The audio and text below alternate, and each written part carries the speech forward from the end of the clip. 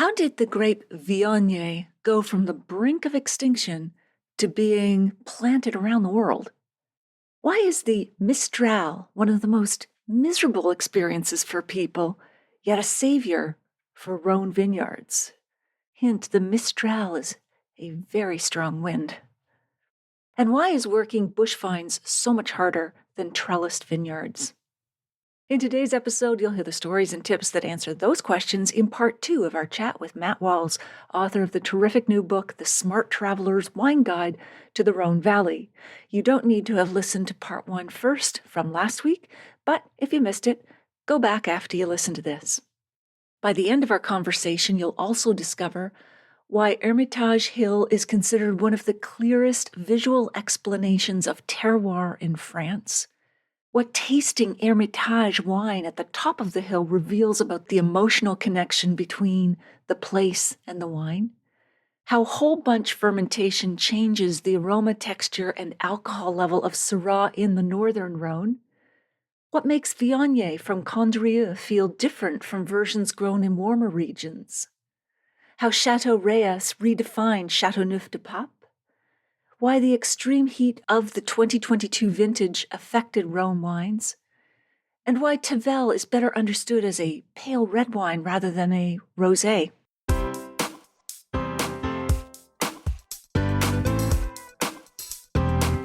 Do you have a thirst to learn about wine? Do you love stories about wonderfully obsessive people, hauntingly beautiful places, and amusingly awkward social situations? Well, that's the blend here on the Unreserved Wine Talk podcast. I'm your host, Natalie McLean, and each week I share with you unfiltered conversations with celebrities in the wine world, as well as confessions from my own tipsy journey as I write my 3rd book on this subject. I'm so glad you're here. Now pass me that bottle, please, and let's get started. Welcome to episode 369. So, what's new in the drinks world this week? Well, first of all, Merry Christmas Eve, Happy Holidays, Happy Hanukkah, however you celebrate. December 24th is National Eggnog Day, which gives you full permission to spike that creamy concoction with brandy, rum, or whiskey. Do a tiny taste flight where you pair 1 sip with 1 bite, eggnog with, say, nutmeg shortbread. December 25th doubles as National Tamales Day. Pair those crisp Albarino and light Tempranillo wines with your tamales.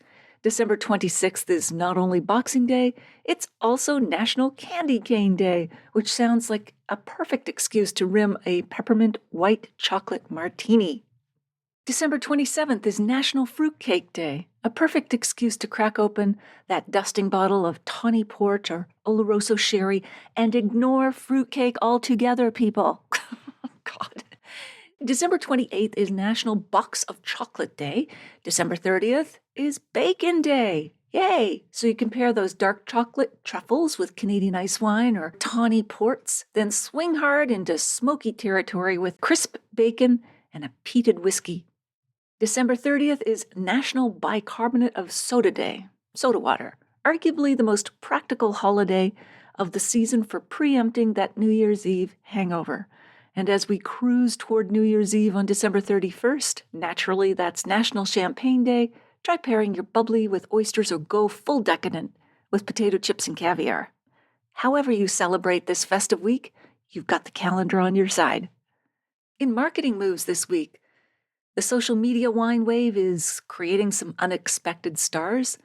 London wine bars are going viral, with Gordon's Wine Bar in London, UK, established in 1890, seeing a surge in younger patrons desperate to photograph its candlelit, cave-like atmosphere for Instagram. Meanwhile, a New York wine bar is serving cocktails in intravenous bags. That's right, IV bags, for the ultimate rehydration aesthetic. Sounds like they should switch to water and vitamins on January 1st. The boldest move comes from Samuel Adams, which just dropped a 30% alcohol by volume beer that is so potent it's legally banned in 15 states. A masterclass in generating forbidden fruit buzz that has spirits lovers hunting for bottles. yeah, I gotta wonder, is that really a beer when it's 30% alcohol? I'd say it's a spirit. I'm not sure what the cutoff date is, but I'm sure someone will tell me. At the other end of the alcohol spectrum, the better-for-you drinks category remains robust. Duckhorn Winery from California just announced a major expansion of their low-alcohol featherweight line, betting big that calorie counting won't stop for Christmas. One Canadian TV spot out of Calgary highlighted a peanut butter agave spirit, described by the presenter as a curious oddity, which instantly sparked an online debate over whether it belongs in cocktails, over ice cream, or in the what did we just drink file. Buckle up because 2025 has delivered some absolutely wild wine stories. First, a 56-year-old British woman was arrested in Virginia after allegedly orchestrating a distraction theft at l'Auberge Provinciale Inn involving bottles of Domaine de la Romani Conti worth over $41,000. According to reports, she posed as a wealthy Canadian businesswoman's personal assistant, distracting staff with rapid-fire questions about American wines while wearing a wig and wool coat, as her accomplice was wearing a long overcoat with specialty-made pockets sewn inside, slipped out with 8 bottles of DRC. The restaurant owner told the Daily Mail it was so brazen and said he only realized something was wrong when he spotted screw-top replacements where his DRC wines had been. Oh, no. Meanwhile, in France, a winemaker was jailed for 18 months after carbonating hundreds of thousands of bottles of still wine from Spain and France and fraudulently passing them off as champagne. He's now banned from ever running a wine company again and prohibited from working in the champagne industry for at least 5 years. The counterfeit wine game has gotten so sophisticated that criminal rings are now spending $500,000 on the same digital printers used by professional producers, making fakes nearly impossible to spot.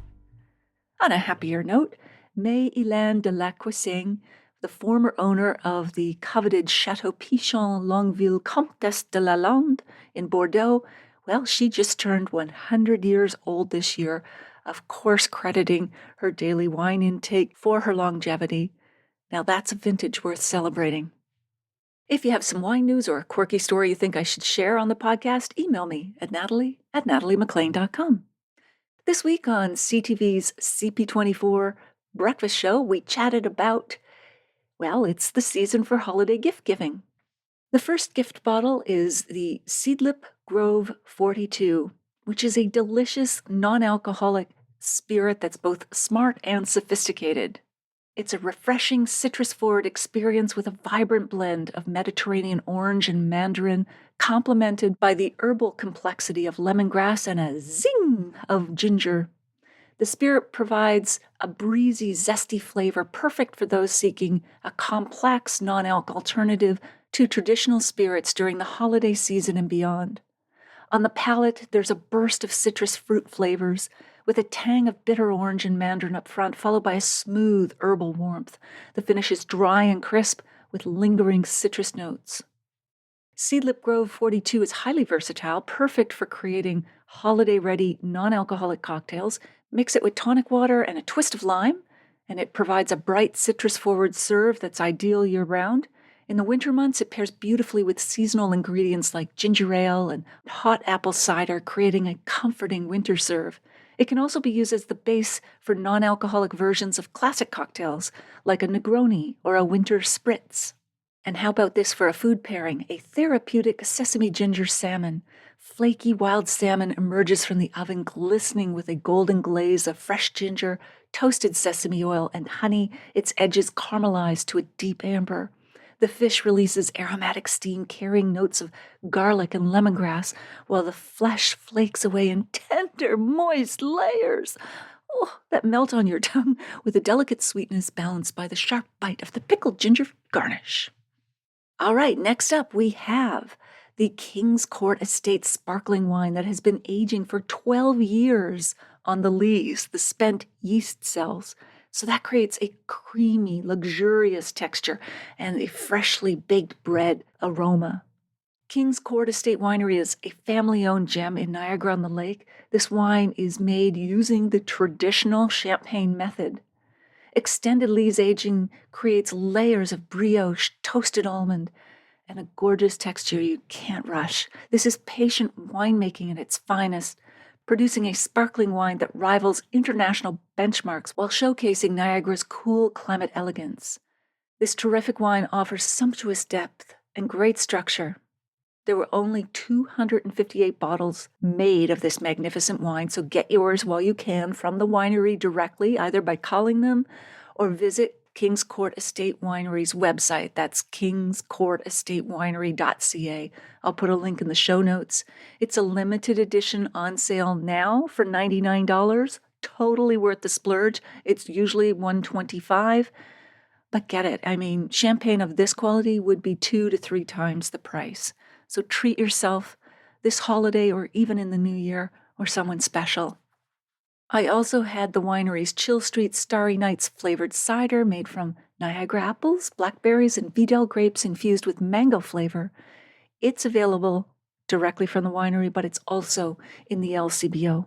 And for a food pairing, why not try salon-worthy seared scallops? Plump sea scallops achieve a perfect golden brown, translucent, and tender texture. Their sweet, briny flesh releases delicate ocean aromas enhanced by a whisper of brown butter that pools around them, nutty and fragrant, with microgreens adding a fresh, peppery contrast to each luxurious, buttery bite. All right, what's next? Small Gully Wines. The Formula Roberts Shiraz from Small Gully Wines in Australia. It's bold and smooth. Its label indicates that the grapes were grown on magnificent 60-year-old vines. Barossa is home to some of the oldest Shiraz vines in the world, dating back to the 1840s. Holy smokes. Those ancient vines produce incredibly concentrated, complex wines. This is a deep brooding red with waves of blackberry compote, dark chocolate, cracked pepper, and warm spice unfolding in slow, confident layers. The palate is full-bodied and plush with velvety tannins and a long finish that carries a touch of smoky cocoa, giving the wine both power and polish. And a pairing, first impression braised short ribs. Fork-tender beef short ribs emerge from hours of slow braising in a glossy, deeply flavored sauce, enriched with red wine, tomatoes, and aromatics. The meat pulls away from the bone in luscious, gelatinous strands, each morsel coated in the velvety, concentrated, braising liquid that tastes of caramelized onions, herbs, and pure comfort, while rendering fat adds silky richness to every bite. All right, stay with me. I'm almost losing it myself. Now, for our final selection, warm and cozy mulled wine from Ontario.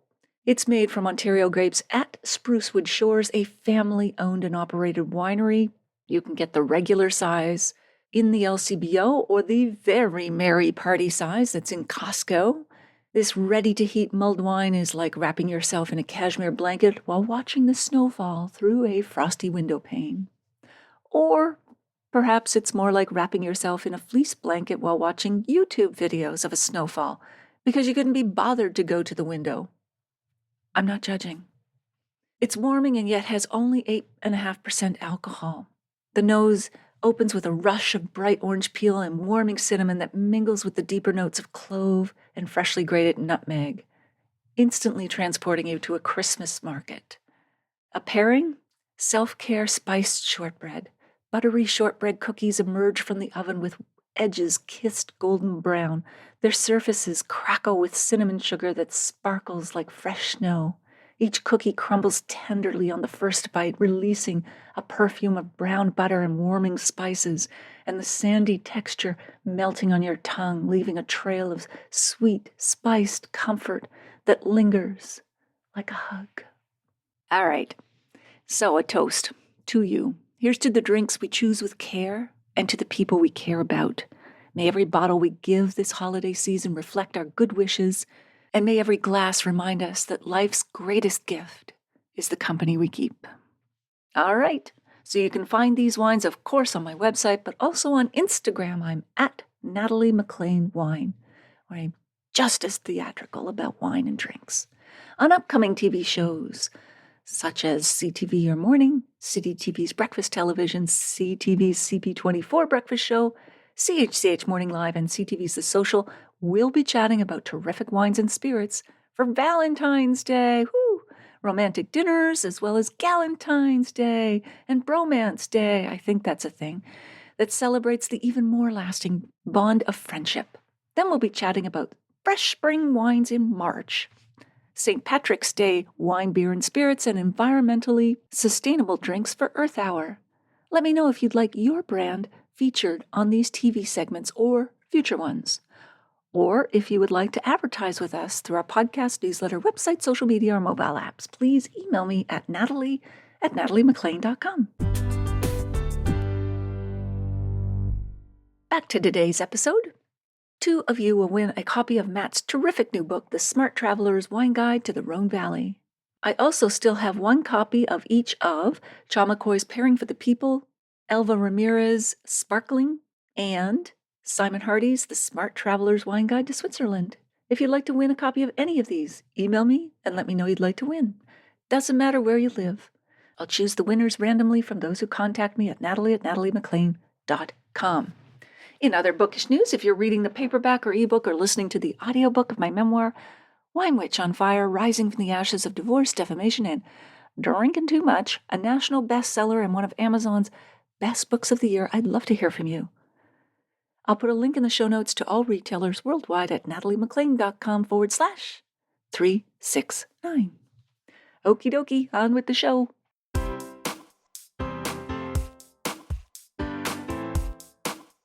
The galets, mystery, forgive my French, the famous pudding stones, those rounded stones that absorb all the heat of Châteauneuf du Pape.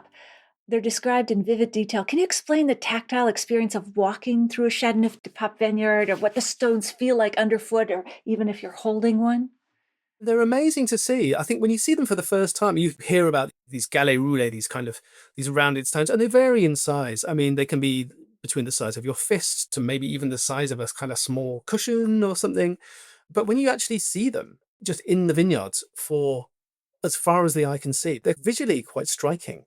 How did they get formed? Was it the seabed that rounded out these rocks, or?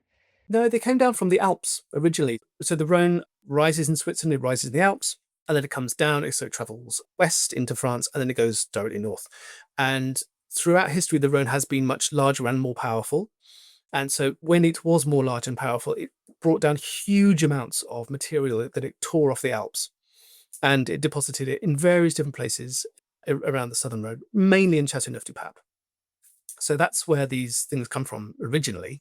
It was from the movement of the river, from them grinding against each other, and also from just weathering that they kind of achieved this rounded shapes. But yeah, they're very striking to see and difficult to walk on. I mean, you can quite easily turn your ankle, I think, if you're not careful with what you're doing. And that's why it's so difficult to use horses on them, because horses can quite easily break their legs on these big rounded stones. Okay. And how do they impact the way winemakers work the vines?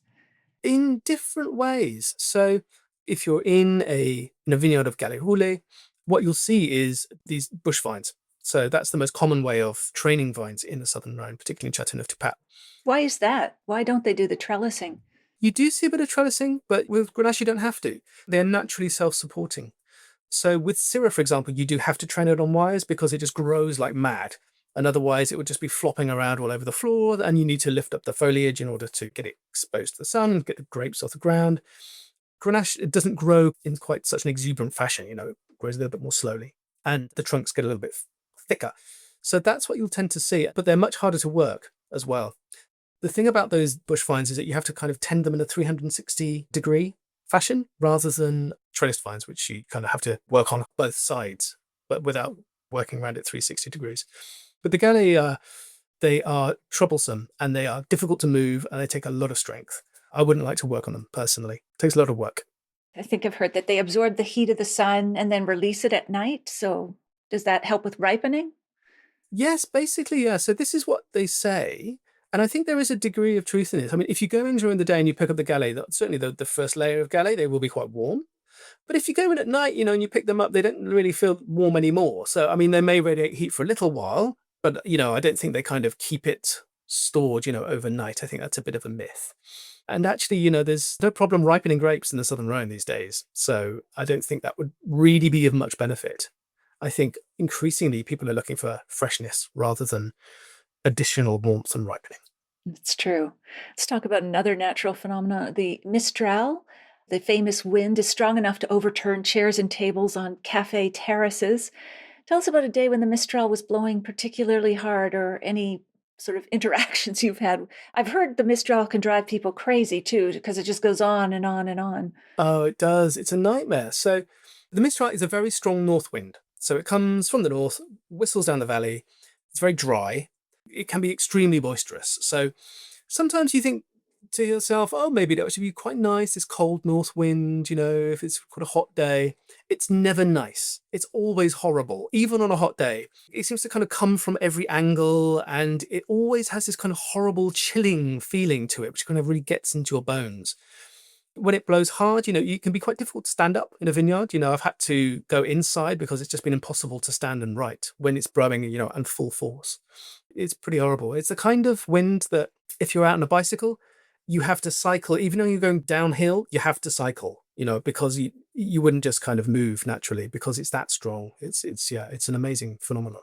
And it comes from the north. So is it a cold wind, like really cold? Yeah, it's cold and it's really dry. So the dry thing is important. Often when it does rain in the Southern Rhone and in the Northern Rhone, you risk getting vineyard diseases, fungal diseases.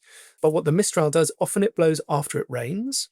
So what it'll do, it will dry out the vineyards. So it kind of reduces, it's like a natural disinfectant basically. So it kind of reduces the risk of fungal diseases. So particularly, during harvest time, when the grapes maybe are almost ready to pick and they have quite thin skins, they can be quite delicate. If you get a lot of rain, you can get rot in your vineyard. But when the Mistral comes, it basically just kind of whistles through, cleans everything up, dries everything out. And it means that you can keep your grapes hanging on the vine for longer. So it is a huge benefit, but just as a human being, like working in those conditions, is not very nice. Wow. Now, you describe andouillette, the pig in intestine sausage, as, quote, an acquired taste with ripe, earthy, piggy aromas that detractors say smells like feces. Wow, that's very honest. Did you acquire the taste? It did have a ruder word in there eventually before the editor caught it, actually. But Sure.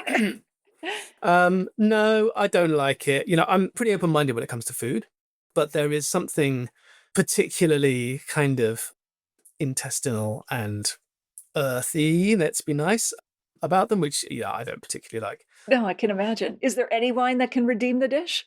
Or a traditional wine that the people who do like it like to pair with it? Traditionally, I kind of a light red, like Pinot Noir, something like that, typically. Okay, well, Yeah. Barnyard again. Yeah, exactly. Yeah, so maybe a kind of Bretty Saint Joseph, something like that, would go quite well with the kind of slightly funky flavors. That's yeah, great. But not for me. It's not for me. Let's go back to Hermitage and the Sacred Hill. You write that to understand the French notion of terroir, all you need to do is stand on the riverbank in the village of Tournon and cast your eyes over the river to the hill of Hermitage. Maybe describe that view for listeners who haven't seen it. What makes it so visually magical? It's one of my favorite views in the world, actually, just looking over at the hill of Hermitage. Partly because you realize it's quite small. It's like 140 hectares, so it's the size of one very large Bordeaux estate. And that's the whole thing. That's the whole hill of Hermitage. And when you're there, you can feel the wind coming down the river. So when you look at the hill, you can see or you can feel that it will be protected from the wind. You can feel the sun. You can see the way that it shines on this south-facing slope of the hill. Again, so you can see how the grapes would ripen. So it's just a very easy way of kind of imagining what makes this terroir special in terms of the wind and, the rain. When it does come, it will just drain off, it's not going to soak up loads of water. So you're going to get this natural concentration. So I think that's why it is such a great visual illustration of terroir to me. And particularly, having tasted the wines and knowing that they are so delicious as well. Yeah, it's a beautiful sight. Oh, that's great. And you recommend walking up the Chapelle Saint Christophe to the top of Hermitage Hill, bringing sturdy footwear, a bottle of Hermitage, of course, stemless glasses and a corkscrew, and probably not a child. What did Hermitage taste like to you atop the hill where it was born? It's a lovely thing to do. So I went up there with a few bottles once with a friend of mine called Ali Cooper. He's a master of wine, and sometimes we go to the region together. We had a day off and we went up there with a few whites and reds from Hermitage. There's always something magical, I think, about tasting the wine and drinking the wine in the vineyard where the wine is made. Again, it just kind of gives you some kind of feeling of connection between you and the place through the product that's made there. It's purely romantic. I don't think there's any kind of real vibes at work there, but it feels special. Again, when you're right at the very top of the hill, the views across the valley and all the way down. So you can see Saint Joseph on the one bank. Further on, you can see Saint-Péray. You can see the Vercors Mountains. You see the Rhone River itself. It's a beautiful place to be. Lovely. Now, you also have a section on winemaking trends, and you note that more and more of them are using stems in fermentation. That goes in and out of fashion. M. Chapoutier used to destem all their reds, but now they're incorporating them into a proportion of their top wines. When you taste a wine that's been fermented with stems versus without, what specific flavors or textures signal their presence to you? Often it's pretty immediately obvious. So it kind of depends. So if a winemaker is using 100% whole bunch in their Syrah, say for example, you could just use a small proportion of the stems and it may be a little bit harder to discern. But if they're using 100% whole bunch, right from looking at it to begin with, often the color will be a little bit less deep. So it'll be slightly paler in color. On the nose, you'll pick it up straight away. So it tends to be quite herbal. So imagine like crushed bay leaves. So like bay leaves, like oregano. Also, it sometimes has an aroma of a little bit like a cold fireplace, like ashy smell. And sometimes it can have kind of slight juniper elements. So it will have this kind of herbal complexity on the nose. On the palate, you get a slightly different texture. So one of the things that you'll get from using stems on the palate is this feeling of, instead of this very kind of glossy, smooth feel that you might get from destemmed grapes, you tend to get a slightly more textural feel, almost like kind of little rootlets kind of going into your tongue, as it were. Rootlets? Like root tendrils? Yeah. Yeah, that's kind of how it feels. Okay. Like, it feels a little bit more like fibrous on the palate. If you're looking for a very kind of luxurious and smooth and opulent wine, maybe you're not looking for that kind of slightly fibrous feeling. But I like wines with texture, so I actually find that quite appealing. Another thing they do is reduce alcohol as well. They can reduce the amount of alcohol by up to about 0.5%. By adding stems. Yeah, it soaks up the alcohol.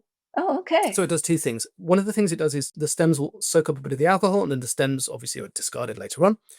And a lot of stems also contain water. So there is a slight diluting effect from the water in the stems. So that's the two reasons why you tend to get slightly lower alcohol in wines that use whole bunch. Fascinating. Huh. Now, Viognier's near-death experience, you write that Condrieu was the only place in the world where you could find the Viognier grape after World War II, and it nearly was lost. How close did Viognier come to extinction? Very close. So there was about 6 or 7 hectares left. So about the size of 3 football pitches. And that's it. That was the only place in the world. I mean, that's where it comes from. So Viognier originally comes from the Northern Rhone, so around Condrieu, in the northern pole of the Northern Rhone. That was the only place you could find it in the 1960s. And after the Second World War, a lot of the vignerons died. People couldn't fetch high prices for wine. So quantity was more important than quality. So people were just planting on the flat, basically, where it's easy to farm, instead of on the slopes of Condrieu, which are very difficult to grow on. So it got pretty much abandoned. So it was really down to one man, whose name was Georges Vernet, from Domaine Georges Vernet, which still exists today, still makes excellent wines today. And he really kind of rallied the local winemakers. He believed in the grape. He knew how good it could be. And he encouraged people to replant, to rework the vineyards, and really kind of saved the grape. And now we find it everywhere, right? You find it in all around the world. And so if it wasn't for Georges back in the 60s deciding, no, I want to save this variety, maybe we wouldn't have it at all, which would be terrible. That's incredible, because it's such a beautifully, intensely aromatic, some say floral, perfumed. Is it tradition still to put a splash of this white wine grape into the reds in the Rhone? You do find it, you can find it in the south as well, but it's more traditional in the Northern Rhone, in Côte-Rôtie. So Côte-Rôtie and Condrieu they share a border right in the northern part of the Northern Rhone. So people do often use some white grapes with their Syrah, but the rules are quite specific. So you have to have your Viognier plants planted in amongst your Syrah. So you can't have a separate plot of Viognier and mix it together. You're not allowed to do that. It's becoming increasingly rare, actually. So you're allowed up to 20% Viognier. Well, I've maybe tasted that once. 10% is more common, or maybe 5%. Once you get to about 10%, it becomes really very obvious. I mean, as you were saying, Viognier is so floral, it's so perfumed, that it becomes almost kind of distracting if there's too much of it in a Côte Rôtie. And within Côte Rôtie, though, it's really only done in kind of in parts of Côte Rôtie, in the southern part. You don't really see it in the northern part, which has different soil. But yeah, you still get it today. Still see that today, yeah. Cool.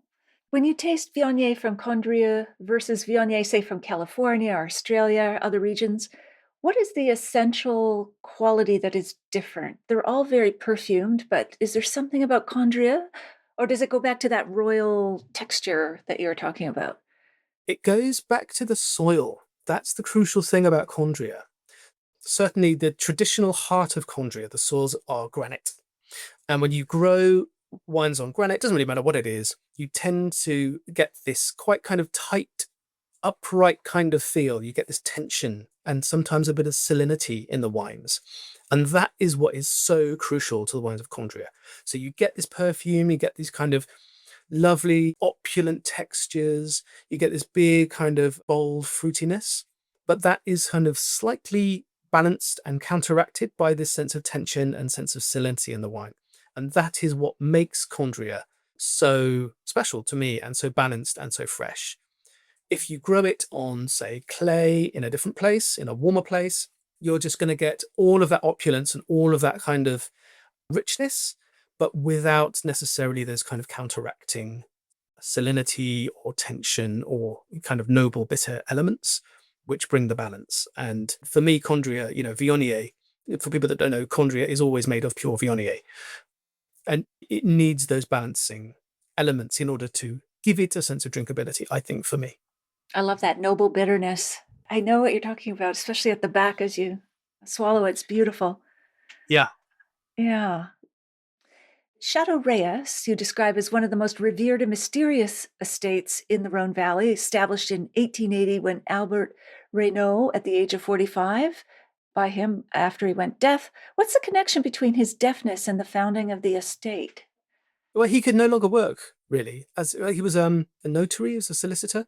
So I guess it just meant that he could no longer really communicate easily with people. So he just decided to go off and do something where he could work by himself. And that's probably why he chose establishing a winery. I'm kind of guessing. That's what I would imagine. And particularly the estate it feels like quite a secret place. It's very wooded. It's very kind of closed. It feels quite different to the rest of Châteauneuf. And it almost feels like somewhere you could just go and almost kind of hide away, I suppose. Retreat. So maybe that has, it feels like a kind of retreat. Yeah, exactly. You describe the wine as pure Grenache with spellbinding aromas of strawberry, rose, blood orange, and herbs that achieves greatness through delicacy rather than power. And that seems to contradict things that we expect from Châteauneuf du Pape. How did Emmanuel Reynaud teach you to taste for delicacy in a region known for power? So Emmanuel's an amazing guy, really, and he doesn't really teach. He just shows, I think. And then it's up to you, really, to kind of pick it up. But when you taste with him from barrel, the wines are just incredible. And particularly because the winery itself, or certainly the barrel room, just has these ancient kind of old, almost like grey barrels, which they look like they're kind of past their best. But then, with his kind of long kind of glass pipettes, he'll kind of take a little sample and this amazing bright kind of luminous liquid comes out of there. It's a complete mystery as to how he does it. I've asked him so many times, what do you do that's different? Because obviously what you're doing is different because these wines are so unique. And he'll say nothing particularly. It's just the terroir. And I'm sure he has some secrets that he doesn't want to share with anybody, but his wines are, they're very special. And that reminds me, talking about him founding this winery after he went deaf, Michel Chapoutier, his labels are Braille, right? Yeah, exactly. And did he make those for his daughter, or what was the inspiration there? Michel Chapoutier owns about a third of the Hill of Hermitage. It's been in his family for a very long time. Some of the parcels of vines that he bought were bought from a local nobleman called Maurice Monnier de la Sizeran. And he was somebody that worked with blind people, and he was the originator of a very early form of Braille.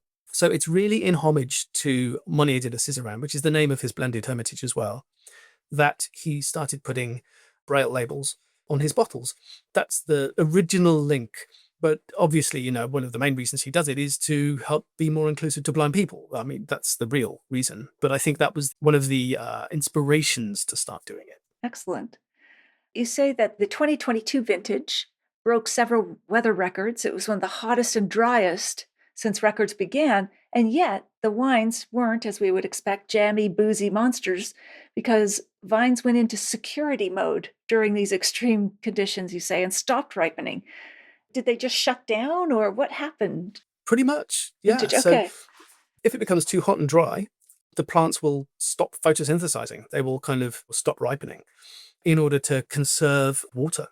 So that's basically what happened. So it was surprising. So when I tasted the 2022s, as you mentioned, I was expecting these enormous, great big kind of beastly wines through extreme kind of hot, dry, kind of quite brutal weather. I was expecting quite brutal wines. They really didn't do that.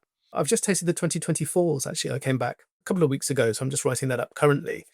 Again, it's another vintage with a real sense of kind of lightness and freshness and delicacy about it, which is really nice, actually. It's quite in contrast to some of these quite big, powerful years we've seen coming out of the Rhone. Huh.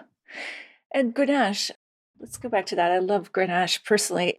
It doesn't come from France, but originates in Spain or possibly Sardinia, and is still grown quite widely in Spanish regions such as Rioja and Priorat, where it's known as Garnacha. How did Grenache become so central to the French Rhone identity when it wasn't a native grape? This is the interesting thing about the Southern Rhone, and something which kind of became increasingly clear to me as I learned more and more about the Southern Rhone, is that it's very much a magpie region. So Grenache isn't originally from the Rhone, it's from Spain. The three most planted grapes in the Southern Rhone are Grenache, Mourvèdre, and Syrah. Mourvèdre, again, it's originally from Spain. Syrah, originally from the Northern Rhone, wasn't grown in the Southern Rhone until the mid-1800s. There are some native grape varieties which are becoming increasingly important again now, because people are realizing how well adapted they are to the region. Things like Cunoise, Vaquerez, and so things that you don't really see elsewhere. But yeah, so it is this kind of interesting magpie kind of a region. And one of the reasons I think that Grenache was so successful in the Southern Rhone is that it's at the limit of ripening. And like so many grapes, it's at their climatic limit of ripening is when they give their most interesting performance. So it's the same with Syrah, right at the top of the Northern Rhone. They certainly did until recently quite struggled to ripen it. That's when you get more of these kind of floral and spicy aromas, which are more interesting, I think, than just fruit alone. Yeah. And then you talk about gigondas, is thought to come from the Latin word jucundas, meaning great pleasure or enjoyment. How perfectly does the wine deliver on that 2,000-year-old naming promise? Often it does a lot, but I think for me, it's the village itself. There's something about the village itself, which is just has such great vibes, and you always feel really good when you're there. For a start, it's incredibly beautiful. It's also quite kind of on a bit of a hill, so you're a little bit shaded from the kind of the heat of the morning sun. And it does create wines which are particularly joyful as well. Yeah, I love Gigondas. And the Southern Rhone is, as we mentioned before, it's big. It's this huge region. And different appellations are really quite different in terroir. Châteauneuf is a big, rolling, quite flat area, quite low down. Gigondas, completely different, relatively mountainous, northwest facing, a little bit shaded, often quite high altitude, and it gives a very different expression because the terroir is completely different. But yeah, I love the ones with Gigondas. And do they blend the 13 grapes together in gigondas, or is it mainly one or two that they use? Slightly different rules. So Châteauneuf has quite unusual rules of production. Given that it was one of the first ones, it kind of gave itself permission to do pretty much whatever it likes. So it depends how you count the grapes. So you could say there's 13, but if you count all the different kind of color declinations, so if you count Grenache, Noir, Grenache Blanc, and Grenache Gris as 3 different grapes. For example, there are other declinations of other colours within other grapes, and you get to 18.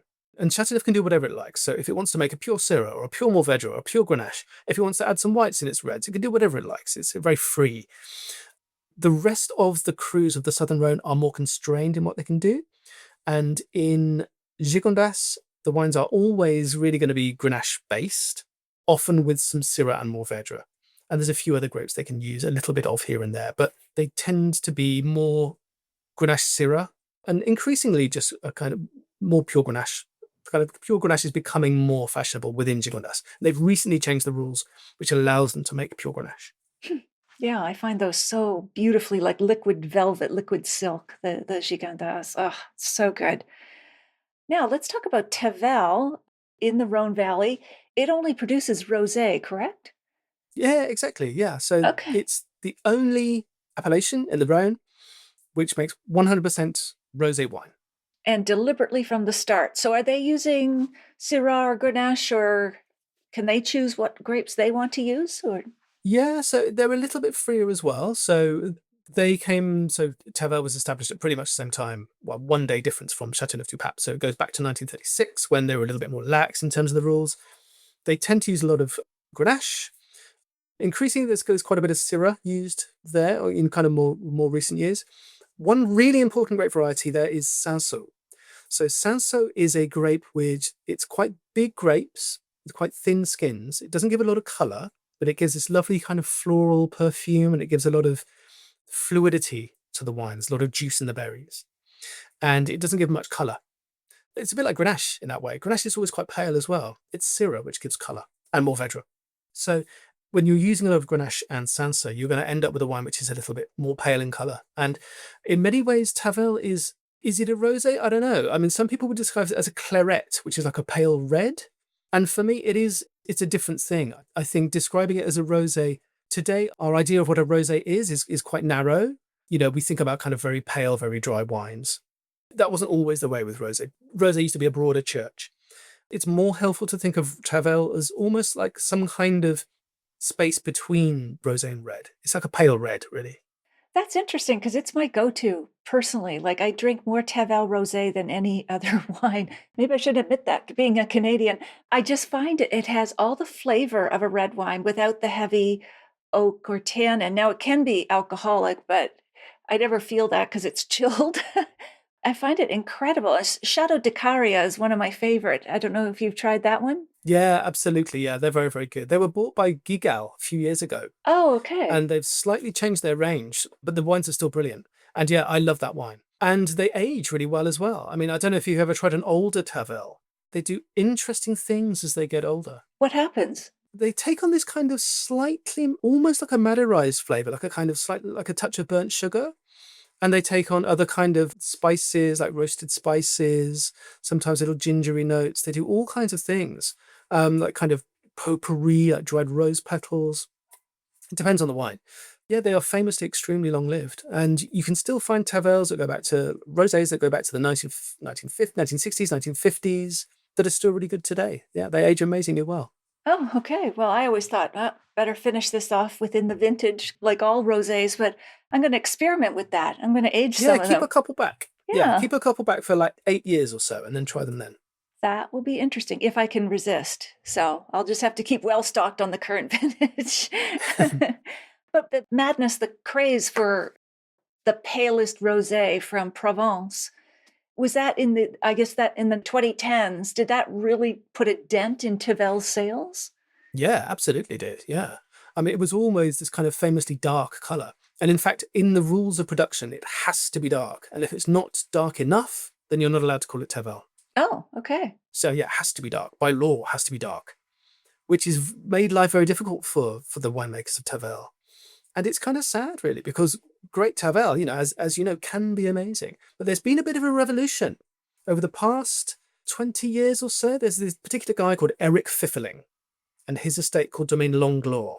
And now his 2 sons are involved as well. He really decided to go completely back to basics, to talk to all of the monks at Chateau Manesy, which was this old Tavel producer, and some of the really old winemakers within the village, to get all of the info on how Tavel used to be made. And then he started making his wine that way.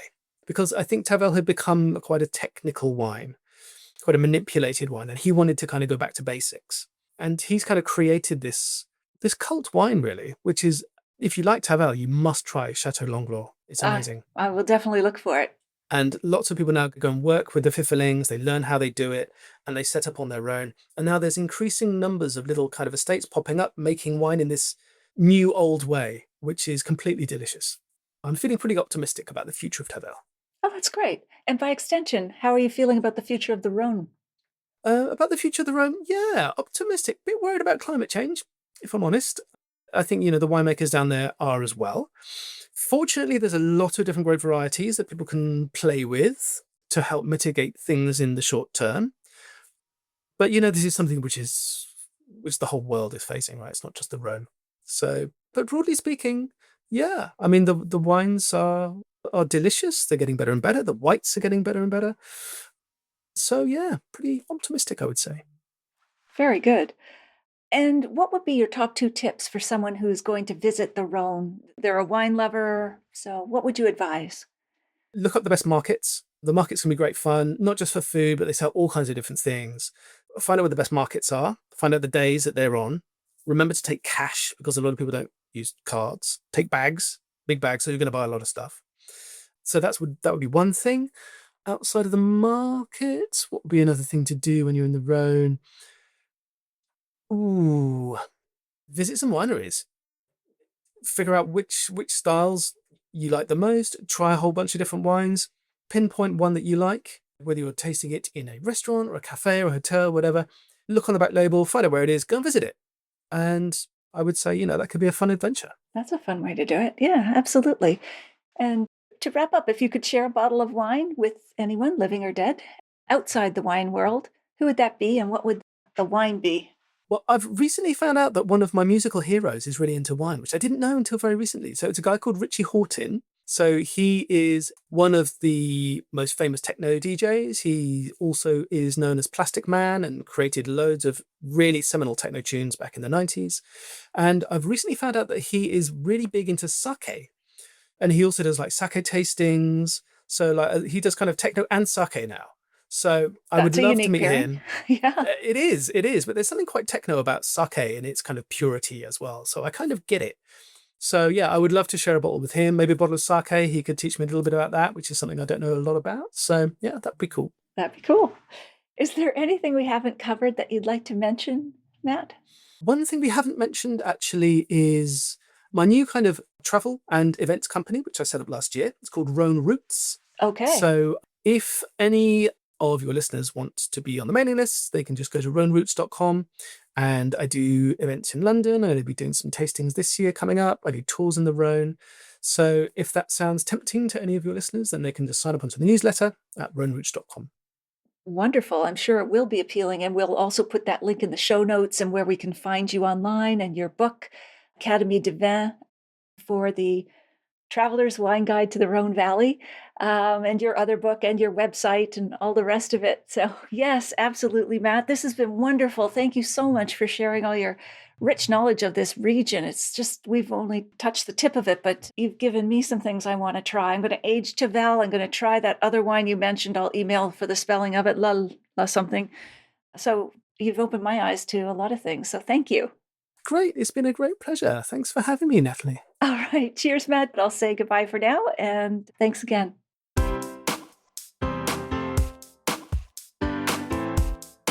Well, there you have it. I hope you enjoyed our chat with Matt. Here are my takeaways. Number 1, how did Viognier go from the brink of extinction, to being planted around the world? Yay!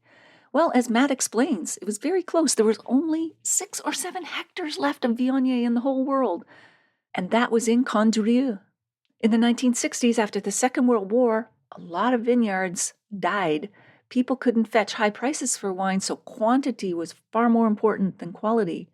People were just planting on the flatlands, where it was easy to farm, instead of on the slopes of Condrieu, which are very difficult to grow on.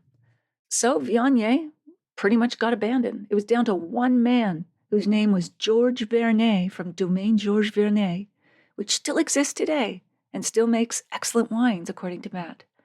This winemaker rallied the local winemakers. He believed in the grape. He knew how good it could be, and he encouraged people to replant and rework the vineyards and save the grape in the day.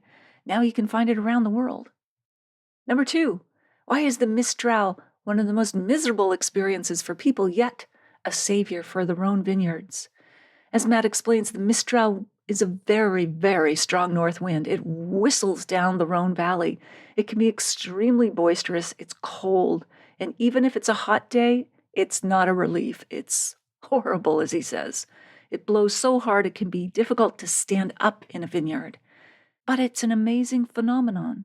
It's cold and it's dry, so often after it rains in the Rhone, you can risk getting vineyard disease. But the Mistral often comes in right after the rain, and it will dry out the vineyards completely. It's like a natural disinfectant, Matt explains, so you can keep your grapes hanging longer on the vine. And that is a huge benefit.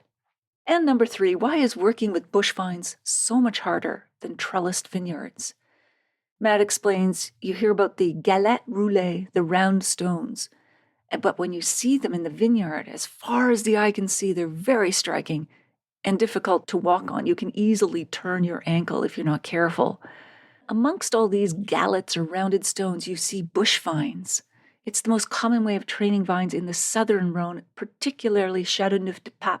You see some trellising with Grenache, but you really don't have to, he says. They're naturally self-supporting. With Syrah, though, you do have to train it on wires because it grows like mad, and it would be just flopping all around the floor. And you'd need to lift up the foliage and get the grapes off the ground to get the sun. But Grenache doesn't grow in such an exuberant fashion. It grows slowly. The trunks get thicker, but they're also much harder to work. So the thing about bush vines is that you have to tend them in a 360-degree fashion rather than trellis vines, which you just work on 2 sides. As Matt says, it's a lot of work, but worth it. If you missed episode 221, go back and take a listen. I chat about the Châteauneuf du Pape region in Rhône with author Adam McHugh. I'll share a short clip with you now to whet your appetite. I was on a wine tour with a tour guide named Antoine. Châteauneuf du Pape had been one of my favorite wines before I got to this area, and it was the climax of this entire trip for me. So you have all these little trees coming out of these huge round rocks. I didn't really understand that there was actually soil under there at the time. I thought it was just rock all the way down. So I asked Antoine, how in the world can you grow anything out of these rocks?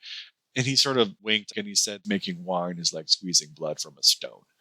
Not only is that a revelatory phrase for me, there's miracle, there's renewal, there's resurrection in that. I was searching for meaning in that trip. I kind of felt like it raised me from the dead.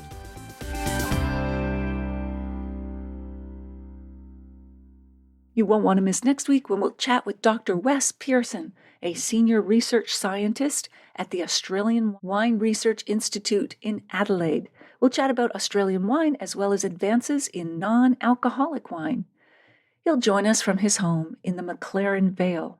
If you liked this episode or learned even one teensy tiny thing from it, please email or tell a friend about the podcast this week, especially someone you know who'd be interested in learning more about the wines of the Rhone Valley or planning a trip to the region. It's easy to find the Unreserved Wine Talk podcast. Just tell them to search for that title or my name, Natalie McLean Wine, on Apple Podcasts, Spotify, their favorite podcast app, or they can listen to the show on my website at nataliemclean.com/podcast. Email me if you have a sip tip question or if you'd like to win one of 7 copies of the books I have to give away. I'd also love to hear your thoughts on this episode or if you've read my book or are listening to it. Email me at natalie@nataliemclean.com. In the show notes, you'll find a link to take a free online wine and food pairing class with me called The 5 Wine and Food Pairing Mistakes That Can Ruin Your Dinner and How to Fix Them Forever at nataliemclean.com/class. And that is all in the show notes at nataliemclean.com/369. Thank you for taking the time to join me here. I hope something great is in your glass this week, perhaps a Viognier that almost didn't make it into your glass.